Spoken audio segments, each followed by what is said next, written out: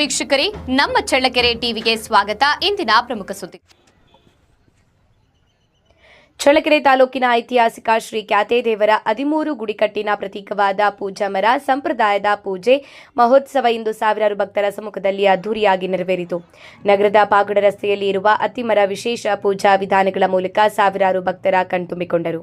ಇನ್ನು ಸ್ಥಳೀಯ ಶಾಸಕ ಟಿ ರಘುಮೂರ್ತಿ ಭಾಗವಹಿಸಿ ಸಂಪ್ರದಾಯದ ಪೂಜಾ ವಿಧಾನಗಳನ್ನು ನೆರವೇರಿಸಿ ಮಾತನಾಡಿದರು. ಇಡೀ ನಗರದಲ್ಲಿ ಹಬ್ಬದ ವಾತಾವರಣ ಮನೆ ಮಾಡಿದೆ. ಈ ಆಚರಣೆ ಕೇವಲ ಒಂದು ಧಾರ್ಮಿಕ ವಿಧಿಯಲ್ಲ, ಬದಲಿಗೆ ಮನುಷ್ಯ ಮತ್ತು ದೈವತ್ವದ ನಡುವಿನ ಪ್ರತೀಕ.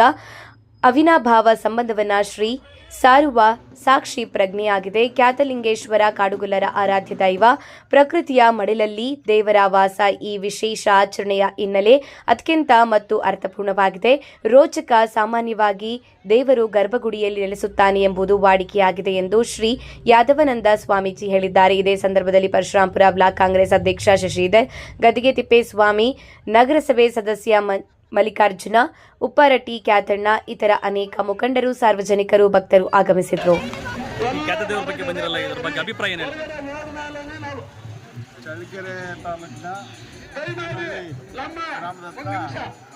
ಪ್ರತಿ ವರ್ಷ ಖ್ಯಾತೇದೇವರ ಜಾತ್ರೆ ನಡೆಯುತ್ತೆ. ಅದಕ್ಕೆ ಪ್ರಾರಂಭ ಈಗಾಗಲೇ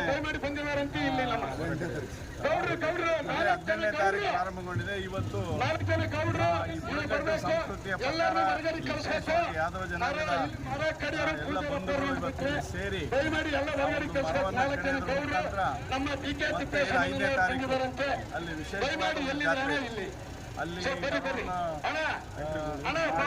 ಮರವನ್ನು ಅಲ್ಲಿ ನೆಟ್ಟು ಅದಕ್ಕೆ ಮುಳ್ಳು ಇದನ್ನೆಲ್ಲ ಹಾಕಿ ಅಲ್ಲಿ ಒಂದು ವಿಶೇಷವಾದ ಕಾರ್ಯಕ್ರಮ ಪ್ರತಿ ವರ್ಷದಂತ ನಡೀತದೆ. ಈ ಸಂದರ್ಭದಲ್ಲಿ ಇಲ್ಲಿ ಕಳಸ ಇಟ್ಟು ಅಲ್ಲಿ 13 ಬುಡಕಟ್ಟು ಇಲ್ಲಿ ನಮ್ಮ ತಾಲೂಕು ಅಷ್ಟೇ ಅಲ್ಲ, ತಾಲೂಕು, ಜಿಲ್ಲೆ ಮತ್ತು ಬೇರೆ ಹೊರ ರಾಜ್ಯದಿಂದ 13 ಬುಡಕಟ್ಟು ಮತ್ತು ನೆಂಟರಿಷ್ಟು ಎಲ್ಲ ಸೇರಿ ಇದನ್ನು ಮಾಡ್ತಾರೆ.